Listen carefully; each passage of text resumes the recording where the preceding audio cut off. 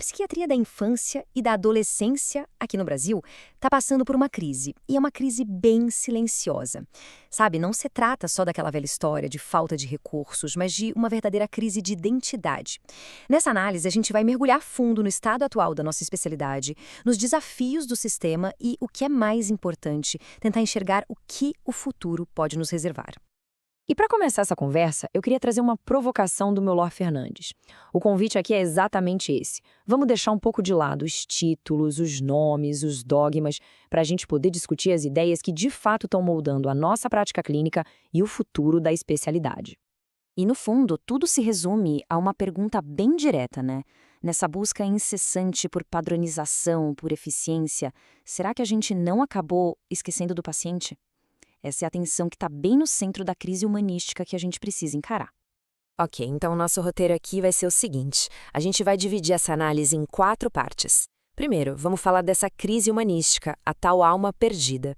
Depois, a gente vai olhar para os números, para a dura realidade da crise do sistema.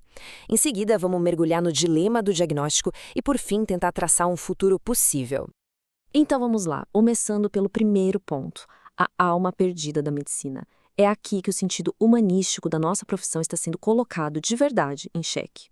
A verdade, gente, é que a nossa prática clínica, ela está sob uma pressão gigantesca.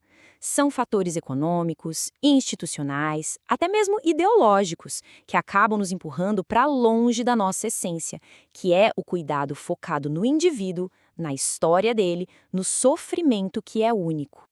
Esse aforismo hipocrático serve para a gente lembrar do nosso propósito fundamental, né? Curar, aliviar, consolar. Só que, se a gente olha para o cenário de hoje, parece que o que vale mesmo é aplicar protocolo, seguir um checklist, muito mais do que o alívio e o consolo, que são a base da relação médico-paciente e, vamos combinar, da verdadeira arte médica.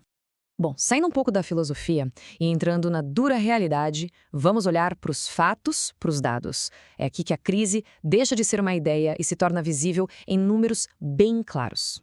Olha só este número, 7,8%. Em 2014, essa era a proporção de Centros de Atenção Psicossocial para Crianças e Adolescentes, os CAPS, em relação ao total de CAPS no país. É um número que, por si só, já escancara a baixa prioridade que a saúde mental infanto-juvenil tem na estrutura pública. E o impacto disso na ponta? É este número aqui, cerca de 1%. Essa é a cobertura da demanda real pelo sistema. Gente, isso não é uma lacuna, isso é um abismo. A imensa maioria dos jovens que precisam de cuidado simplesmente não tem acesso. Tá, mas por que a gente chegou nesse ponto? A carência é estrutural. Faltam residências médicas bem organizadas, a gente vê um desinteresse claro das universidades e do poder público, e o resultado disso é que formamos profissionais que muitas vezes tiveram pouquíssimo ou até nenhum contato prático com as crianças e adolescentes que eles deveriam atender. Ok, a gente falou da crise de recursos, de estrutura. Agora vamos entrar numa outra crise, que é a de método, o dilema do diagnóstico e como o nosso saber acabou se fragmentando. Para a gente conseguir entender essa fragmentação, tem um modelo do filósofo Karl Popper que ajuda bastante. Ele divide a realidade em 3 mundos. O mundo 1 é o físico, o biológico. O mundo 2 é o da experiência subjetiva, da vivência do paciente. E o mundo 3 é o das nossas teorias, da nossa linguagem. O problema todo começa quando a psiquiatria se fixa em um mundo só, ignorando os outros. E é aqui que o conflito aparece, sabe? De um lado, tem a abordagem das ciências naturais, super focada no mundo 1, buscando causa biológica, explicação quantitativa. O risco disso? Um reducionismo biológico que apaga a subjetividade. Do outro lado, tem a abordagem das ciências humanas, focada no mundo 2, buscando o significado, a compreensão empática. O risco aqui? Perder o pé na biologia. A prática atual pende, perigosamente, para o primeiro lado. Isso tudo leva a gente para uma pergunta que, olha, é inevitável. Com essa ênfase toda em checklists, em algoritmos, será que a gente não está formando meros aplicadores de escalas em vez de clínicos de verdade? Criando o que alguns chamam de psiquiatria de cruzinhas e, com isso, perdendo a capacidade de escutar e de compreender a fundo? Porque vamos combinar, fazer um bom diagnóstico exige um monte de competências complexas. Exige construir uma relação com o paciente, saber trabalhar em equipe, fazer uma formulação que vai muito além de só preencher critérios no manual.